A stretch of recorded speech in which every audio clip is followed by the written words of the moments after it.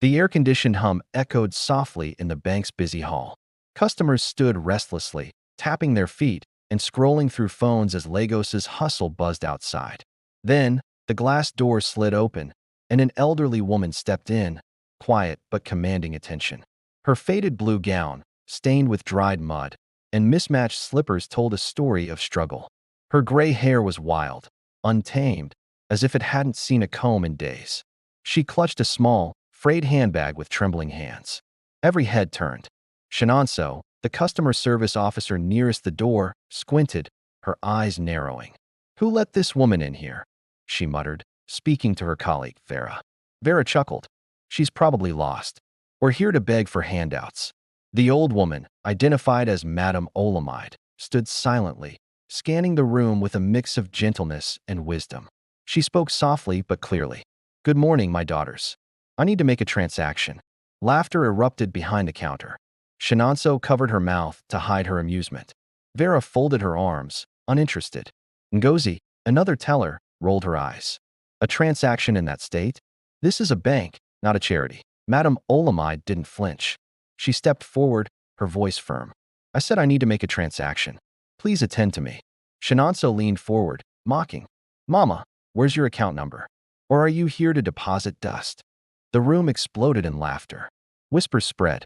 The security guard, a tall, muscular man, hesitated before stepping forward. "Madam, you can't stand here disturbing others. Let's take this outside if you're asking for charity." "I'm not disturbing anyone," Madame Olamide said quietly. "Please attend to me like any other customer." Vera scoffed. "Look at her. Even her bag is older than this building." The guard moved toward her, reluctant.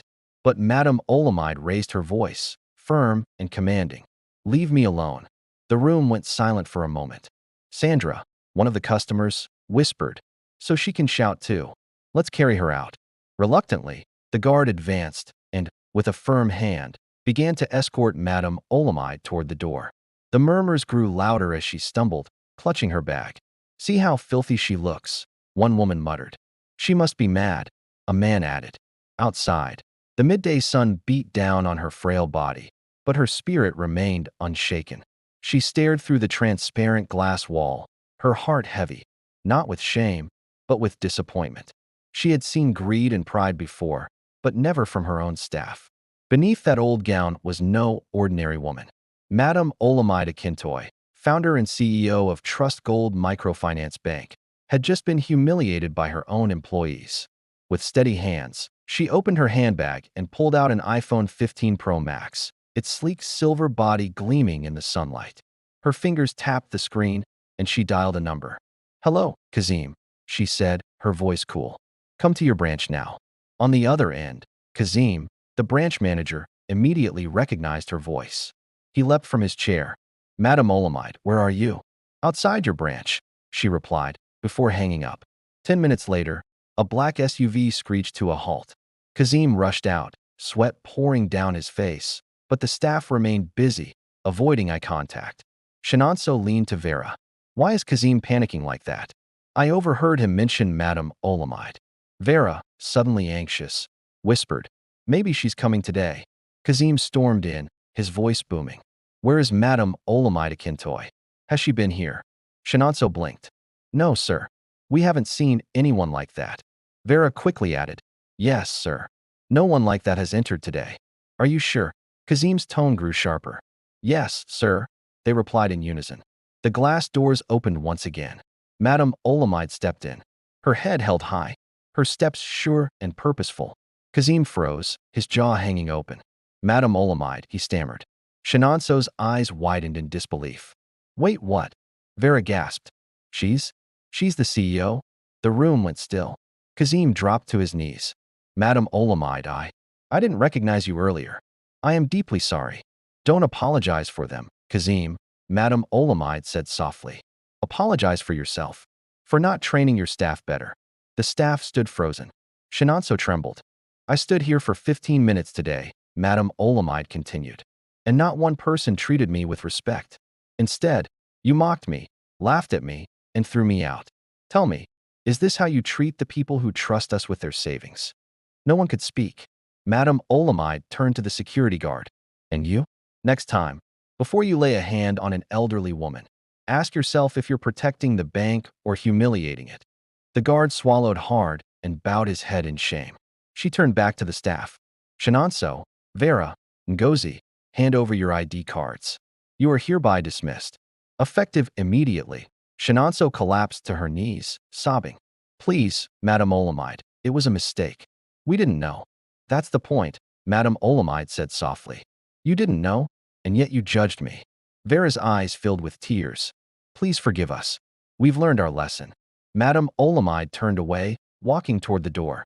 The same people who had mocked her now watched with fear and regret.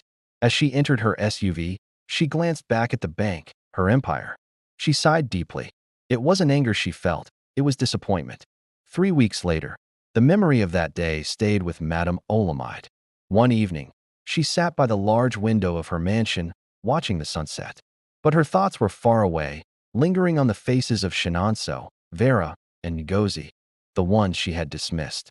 A knock interrupted her thoughts. Her butler, Mr. Ola, stepped in, holding a stack of letters. More letters, Ma, he said. From whom? From them, Shinonso, Vera, and Ngozi. They've sent letters every day.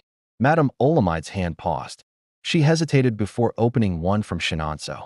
Dear Madame Olamide, I know I don't deserve your attention, but please hear me out. Since that day, I've been out of work. My family depends on me, and we've been struggling to survive. Every night, I replay that moment at the bank, and I cry. I thought you were just a poor woman, here to ask for help, but I now understand that dignity belongs to everyone, regardless of wealth. I've learned my lesson in the hardest way. Please forgive me. I don't expect my job back, but I just want your forgiveness. Madame Olamide closed her eyes. The words hit harder than expected. She reached for another envelope. This one was from Vera. Dear Madame Olamide, since that day, I haven't been able to sleep. Someone recorded what happened and posted it online. Now the world is laughing at me. My family hasn't spoken to me. I feel ashamed. I forgot my humanity that day. I've learned a lot about humility, and I ask for your forgiveness, though I know I don't deserve it. Madame Olamide folded the letter, her heart heavy. She reached for the last envelope. This one was from Ngozi. Dear Madame Olamide, I want to apologize, not just for what we did, but for who I became that day that I joined in mocking you because I didn't want to appear weak in front of my colleagues. But when I saw Kazim bow to you, I realized what real strength is, humility. Since then, I've been volunteering at a shelter for elderly women on the streets. Every time I feed one, I remember the pain in your eyes. Please forgive me. I promise I'll never make that mistake again. Madame Olamide sighed deeply, the weight of the letters overwhelming her. She turned to Mr. Ola. Leave them on the table, she said quietly. The next morning, at exactly 10 a.m., Madame Olamide arrived at the branch. The staff, including Kazim, stood at attention as she walked in. Good morning, Madame Olamide, they all chorused. Good morning, she replied softly. Kazim, call Shinonso, Vera, and Ngozi. I want to see them. Kazim hesitated. Ma, they no longer work here. I know, Madame Olamide said, but I believe you still have their contact numbers. Please, ask them to come.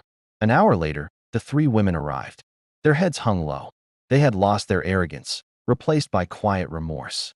Good morning, Ma, they whispered. Sit down, Madame Olamide said, her voice gentle. I've read your letters, she began. You made a painful mistake, but you've learned from it. That takes courage. I see that. Tears filled Shinonso's eyes. Thank you, Ma, she whispered. I'm giving you a second chance, Madame Olamide said. But not in the same positions. You'll start over, earn your way back, but this time, with humility.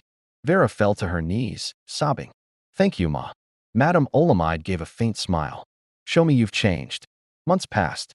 Sandra, the once dismissed teller, now stood at the head of a thriving career. She was no longer the girl who mocked Madame Olamide. She had grown. And through it all, she remembered the lesson. Forgiveness is the greatest power.